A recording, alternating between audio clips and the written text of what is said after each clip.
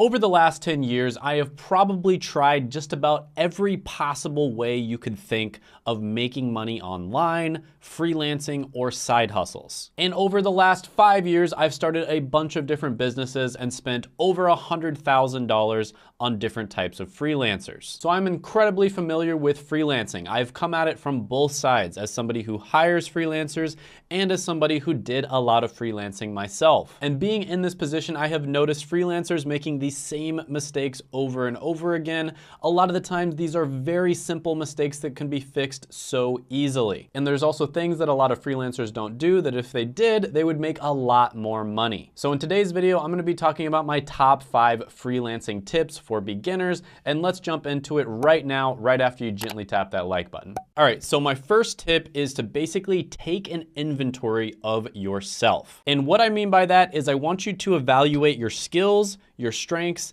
and what makes you unique. And I know that this one is kind of obvious, but a lot of people actually skip this step. They just go out and they try to do something that they see other people doing, and they're actually leaving behind a lot of really amazing opportunities. So what you really want to do here is literally just brain dump everything about yourself onto a piece of paper. Talk about what you've done for a living, right? So maybe you're watching this and you're an accountant, for instance. Talk about things that you've done in your past. Maybe you spent 10 years playing baseball. Talk about things that you're really good at. Maybe you're really good at a video game, for instance. You get the idea. Do not judge it, just write it down. Even if it sounds absolutely ridiculous, like playing video games, for instance. You think you could, never make any money from that? Well, sometimes you actually can. It's very, very important that you do not skip this step. You need to take a complete inventory of the assets that you currently have. And by assets, I mean your skills, your strengths, and things that make you unique. And you want to be really brutally honest with yourself, okay? If you're not good at something, don't say you're good at it. And if you are good at something, don't be too humble and say that you're not good at it. But once you've made this list, then you want to move on to step 2. And that is, don't do something that somebody from another country that has a much lower cost of living could easily do. So for instance, there are many examples of graphic designers on Fiverr that will charge you like $5 to make a really good piece of art, some sort of photo or some sort of infographic. So it really doesn't make sense if you're an American or you're English or you're Canadian or you're Australian and you're watching this for you to do something like that. That doesn't mean that you can't do art for a living. You can, but you need to get more specific. You need to niche down. You need to figure out a way that you can separate yourself from people who do, $5 artwork on Fiverr. Because realistically, people from the Philippines or India, etc., can be just as good at art as you. So that is a massive mistake that I see people making, where they try to compete with people that can do things from countries that have a much lower cost of living. If people who live in this country can live like a king on $500 to $1,000 a month, whereas there's a lot of places in the United States where you're gonna pay like $3,000 a month for rent alone, then you probably don't wanna compete with them. You're simply going to get crushed by them as a freelancer. And again, you're going to want to niche down, and I'm gonna get to that a little bit later in the video. So number 3 on the list is to not be a generalist. Make sure to be a specialist. And also, pick skills that are valuable and sought after. And it's actually pretty easy to look these things up. Typically, you can look these things up on Upwork or Fiverr to see how much people are charging. And you're gonna see if somebody is charging like $100 an hour versus somebody charging like $5 an hour for a different task, you probably want to learn the skills of the person who's charging $100 an hour. It's all about supply and demand. The reason they're able to charge so much is because there's not that many people that have those skills. And this kind of goes back to the last point, which is to not do something that people from a low cost of living country can do. I have hired a ton of different people, and I know that there are certain roles where I have to hire Americans. I absolutely have to. And the reason for that is because most of my audience is American, and I am making videos for Americans. And so there's certain tasks that I can only have an American do because they understand kind of the cultural nuance of somebody who lives in the US. For instance, I probably would not hire a copywriter to write email marketing if they're not from the United States, Canada, UK, or Australia. And I would prefer to hire somebody from the USA since most of my audience is American.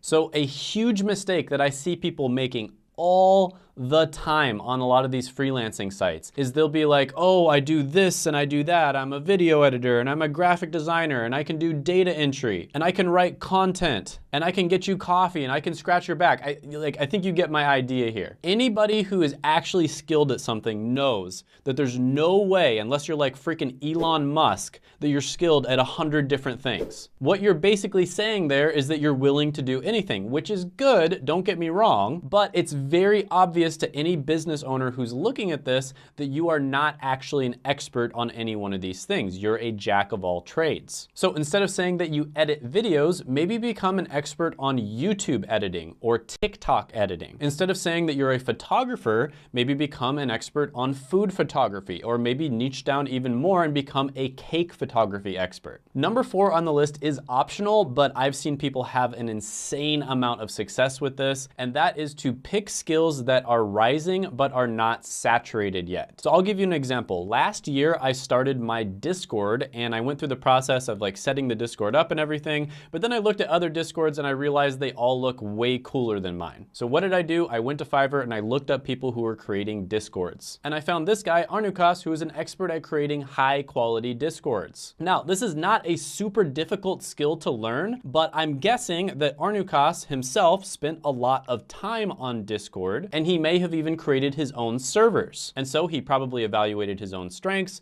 what he naturally has an affinity to, and he was like, hey, I wonder if anybody else is creating Discords. And so he probably went on Fiverr, looked it up, and didn't see that many competitors. And as you can see, this guy is charging $195 to set up the Discord, and that's just the basic package. The premium package is $295, and there's a bunch of different upsells. I think I probably paid him like $250 or something. He did a phenomenal job. I was super happy with his work, and I was happy to pay him that $250. And this guy has now done thousands of different orders to create Discord servers. When I first looked him up, there actually wasn't all that much competition, and now he's got a lot more, but he's established himself. He's done thousands of different orders, so he is firmly established as the go-to guy to create Discord servers. So this is a niche that he is going to be able to do for years and years. Another example that I've seen is somebody becomes an expert on some sort of email marketing software or online course platform. For instance, I knew somebody who became an expert in creating ClickFunnels web pages. And if you're not familiar with ClickFunnels, it's basically a way of like hosting your online course as well as marketing it. And so this person became an expert in creating ClickFunnels pages,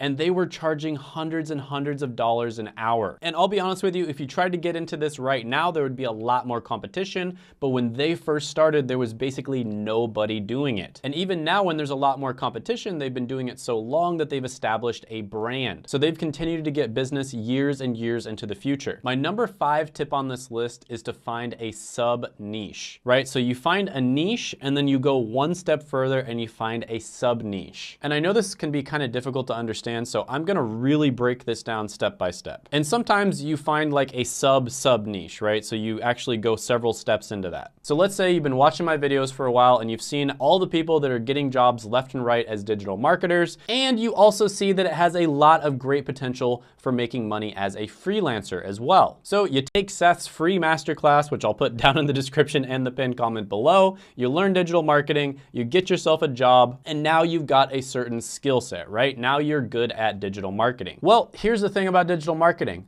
There's a lot of different types. So if you type it into Google, there's like 15 different types of digital marketing, but there's really some main ones. And you look all of them up and you decide, hey, I really like SEO, which is search engine optimization. So you look into SEO and you discover there's a bunch of different types of SEO as well. For instance, you could learn to write content for blogs. And writing content for blogs is different than writing content for other types of mediums because you have to be search engine optimized. So basically you have to make sure you're using certain keywords, you have to make sure you're linking things correctly within the website as well as within the blog. It really is a skill set in and of itself. So if you're able to become a really good freelance writer and combine that with some SEO skills, that can be incredibly lucrative. But there's actually a lot more to it than that. Another thing you can do, and this is actually something that I'm looking to hire within the next year or so, is you can become a link outreach specialist. And this is basically where you reach out to other blogs and you try to get backlinks from them. And if you're not familiar with SEO, you might think this sounds kind of silly, but actually it's incredibly important because when you get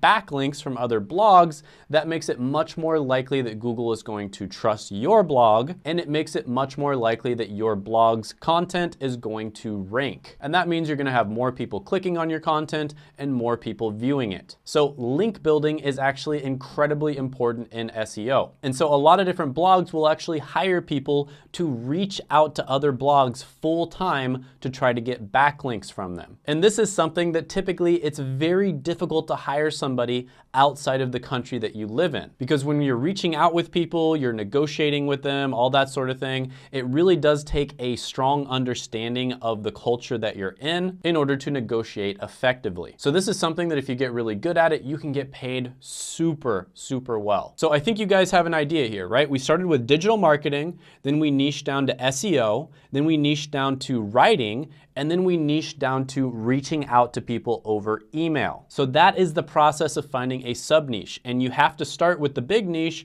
and then just research it until you find something that is perfect for you. If you enjoyed this video, check out this digital marketing interview I did with a 16-year-old who was able to land a $40,000 a year job. Gently tap that like button, hit the subscribe button, ring the notification bell, and comment down below any thoughts, comments, criticisms, etc. And I will see you next time.